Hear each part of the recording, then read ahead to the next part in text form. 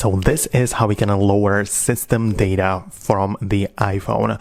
Well, there's one trick which you can try out on your device, and it looks like this. Well, you can at first go to settings, click on general, and check out the storage situation. It depends on how much of your storage is taken up by the system. For me, it's not really that much, but you can technically clear it with this simple method. You essentially at first enable the airplane mode to disconnect from the internet and cellular connection. Then you go to the settings, and in the general, you need to find the date and a time.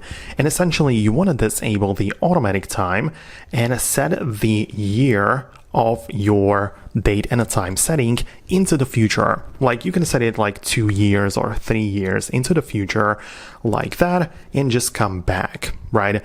Essentially now we just wait, the phone thinks it's, 3 years ahead, and this is going to trigger a sequence within the operating system, which is going to get rid of some cached files or some system data, which since it's been so long since it was used, right, it's gonna get rid of that because it thinks that 3 years have passed. So this is like a nice little trick to make that work. Now we just wait for a couple of minutes, you give it some time, and then to get the iPhone back to normal, we're gonna go to the settings, general, and the date and time, and we can turn the time back to the automatic one. And we can as well disable the airplane mode so we can come back online and everything is gonna work just fine.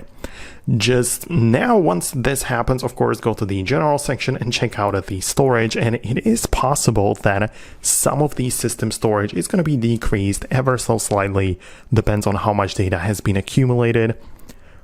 Of course, you can give it a try to see if it works the same way for you, but that's it. That's just my advice. I know that it worked for a lot of people, which I know in person. I used to recommend that trick, so let me know if it worked for you. Hit the thumbs up and subscribe for more, and I'll see you later.